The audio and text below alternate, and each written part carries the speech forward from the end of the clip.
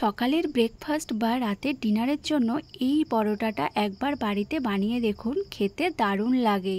তো চলুন রেসিপিটি দেখে নিই। নমস্কার বন্ধুরা, ওয়েলকাম টু প্রিয়া রান্নাঘর। নতুন একটা রেসিপি দেখার জন্য সবাইকে স্বাগত। আজকে বানাবো একটি ডিনার বা ব্রেকফাস্টের রেসিপি। তো চলুন দেখে নিই। তো এখানে আমি নিয়েছি 2 বাটি ময়দা, পরিমাণ মতো লবণ আর নিয়েছি জল। জলটা দিয়েই ব্যাটারটা মেখে নেব।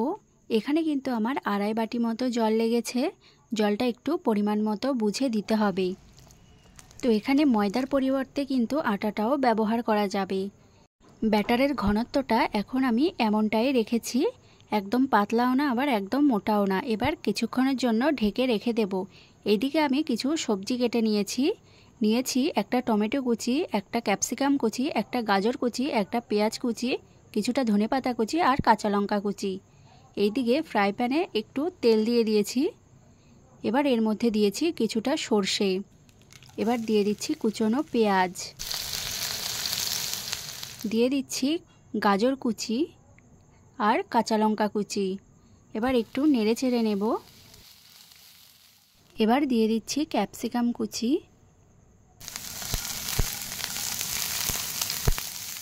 সবার শেষে আমি দিয়ে দিচ্ছি টমেটো কুচি। এবার একটু নেড়ে চেড়ে মিশিয়ে নিচ্ছি।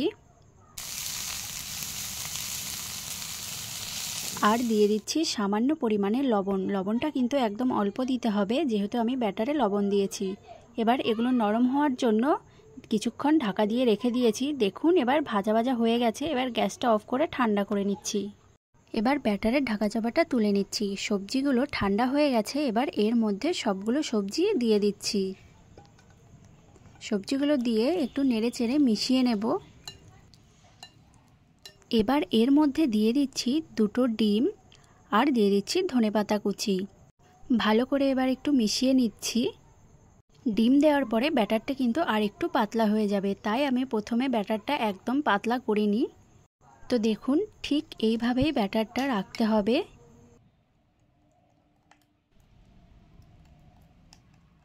এবার তাওয়ার মধ্যে হালকা তেল ব্রাশ করে নিয়েছি। এবার এর মধ্যে 1 হাতা ব্যাটার আমি দিয়ে এইভাবে ঘুরিয়ে গোল গোল করে নেব। তো দেখুন উপরের দিকটা শুকিয়ে গেছে। এবার এর উপরের দিকটাও তেল ব্রাশ করে নিয়েছি। এবার রুটিটা উল্টে দেব। এইভাবে উল্টে পাল্টে 2 পিঠ একটু ভেজে নিতে হবে।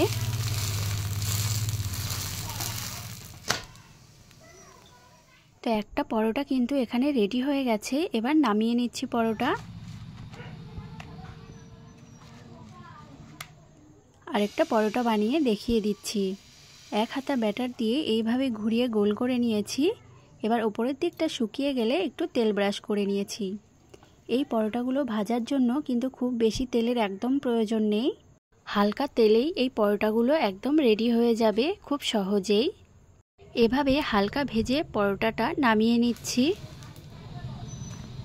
এবার সবগুলো পরোটা কিন্তু রেডি করে নিচ্ছি।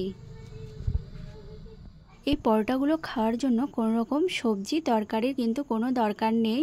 এইভাবে একটু সস দিয়েও বা শুধু খেতেও কিন্তু খুব ভালো লাগবে।